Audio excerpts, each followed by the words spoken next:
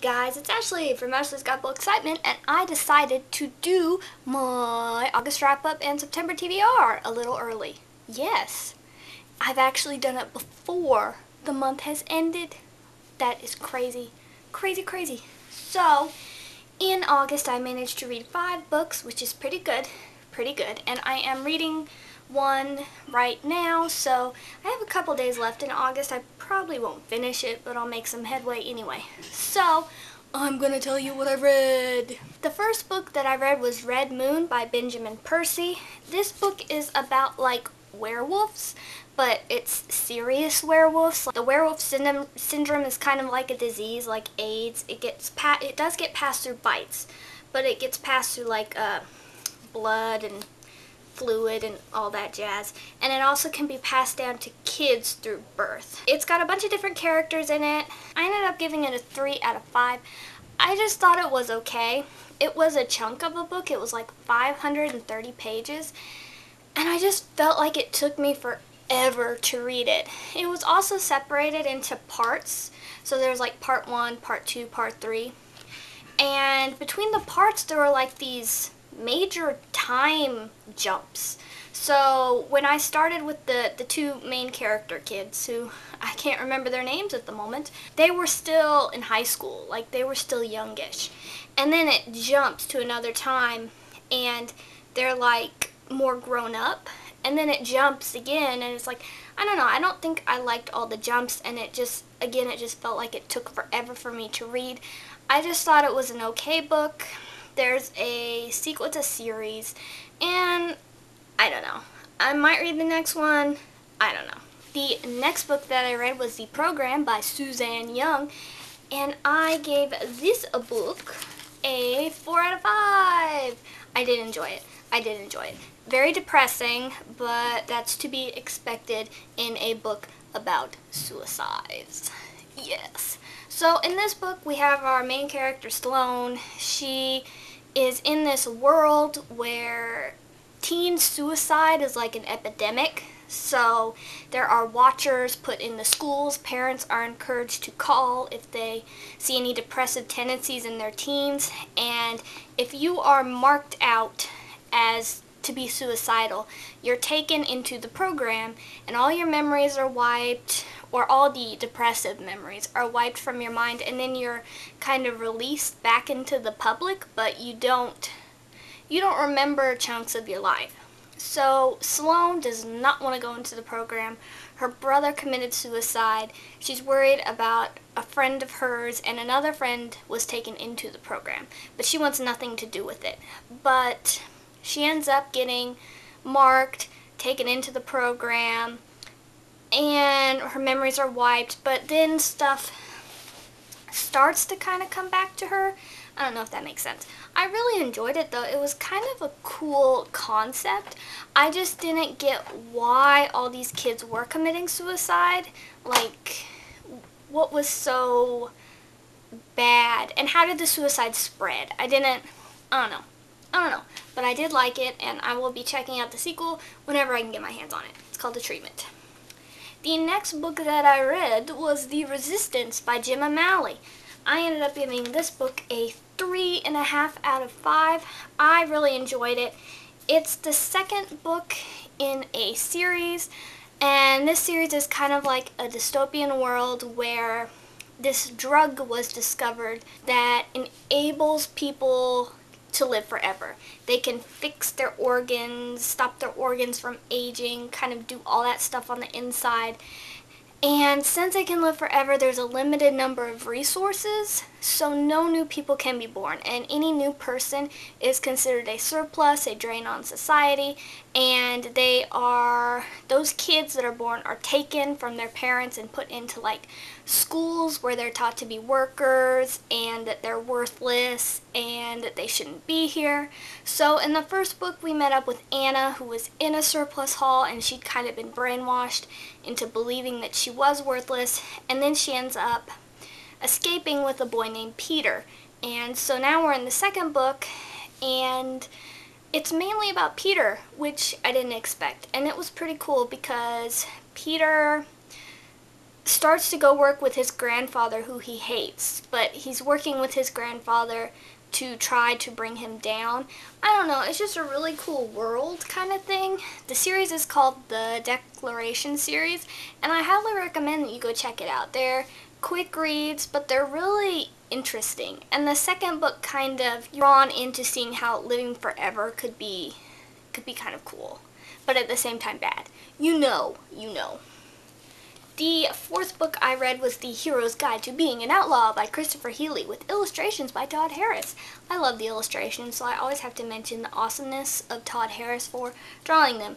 But this is the third and final book in the Hero's Guide series. I think it's the last one, and I ended up giving it a 4.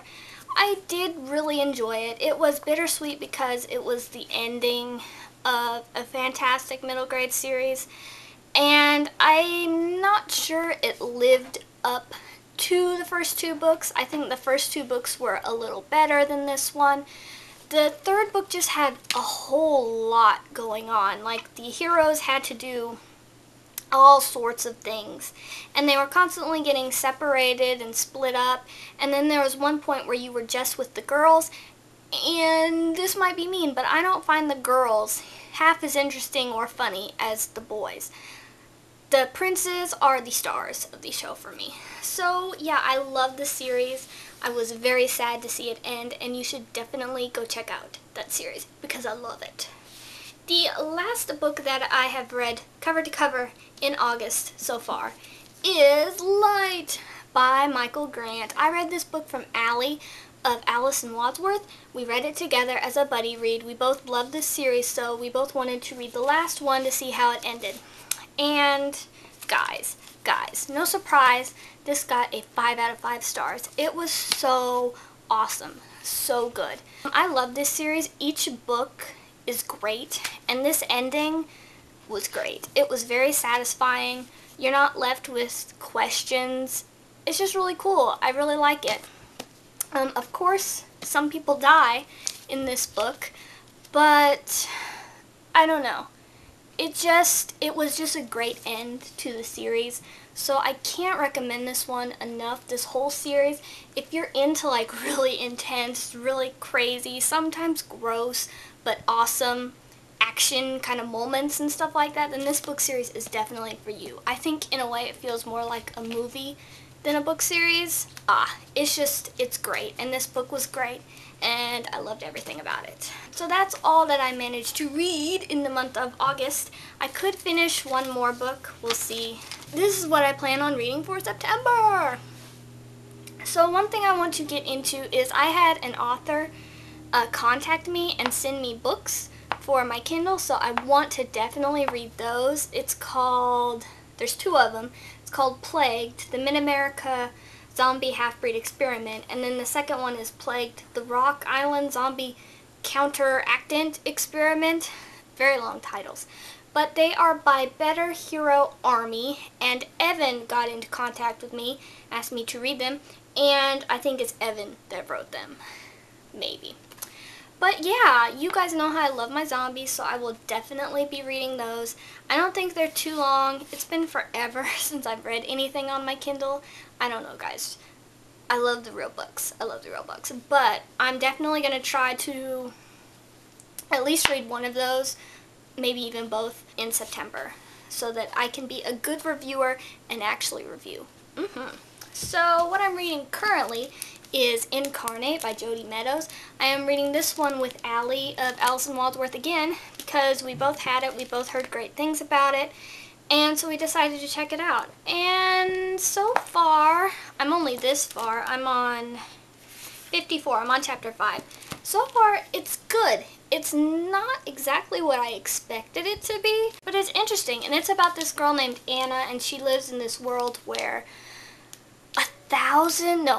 a million, I think. A million souls are reincarnated all the time. So even though the bodies change, it's always the same people in the bodies, kind of. So when Anna was born, they were expecting this soul named Sienna to be reincarnated into her body. But when Anna was born, they put her like hand or whatever in a soul reader, and there was no match to any souls in this world. So she is a new soul, a soul that has never been reincarnated before. She's living her first life. People do not like her for that. They feel like she's the reason Sienna's no longer around, and that she doesn't have a soul, that she's like a freak, a no soul. So she's going to go to the big city to figure out what she is and why Sienna didn't come back. I don't know what I expected, I guess. I expected it to feel a little more like a YA, like I guess kind of like how Unearthly felt for me by Cynthia Hond. But this one, it almost feels like more fantasy in a way. So it's very interesting so far. I'm definitely going to keep reading it. And hopefully I'll finish it before the end of August. I mean, I do have Labor Day weekend in front of me, so that's cool. Fire and Ash by Jonathan Mayberry. I think this book is the last book in the Rot and Ruin series, and that's another series that I love that's close to my heart. I will say, though, I do not like this cover. I just don't. First off, he looks very hairy. And if this is supposed to be Benny, I don't picture him being that hairy. I don't know. Like, he needs to do something to his eyebrows. It's awful. And then her, I don't know. I just don't like them screaming at each other. And usually I love the covers of these books. Like, these are the other covers. I love all three of these. This one just doesn't do it for me. But anyway, this is a zombie book. Last book in the series, I think. And hopefully everything will end the way I want it to. So yeah. Then I want to read These Broken Stars by Amy Kaufman and Megan Spooner.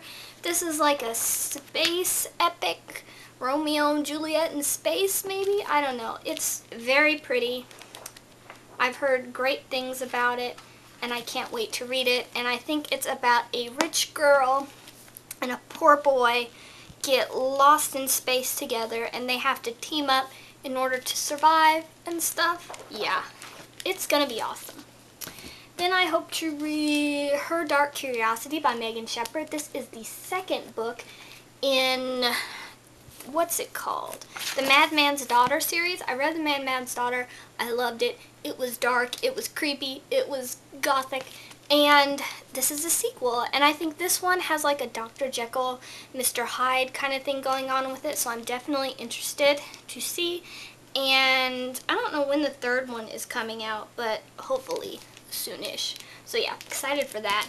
Then I'm going to read Magic Bites by Alona Andrews. And I think this is the first book in the series. It's about magic.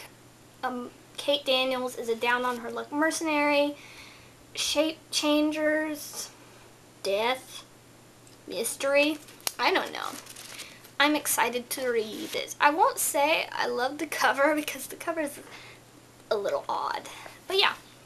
And then the last one that I maybe hope to get around to reading in September is Altered by Jennifer Rush. I had this book forever. I need to read it. And it is about hot guys who've been experimented on, and they're in this girl's basement, and her father, I think, is the scientist or whatever, and so she decides to escape with them.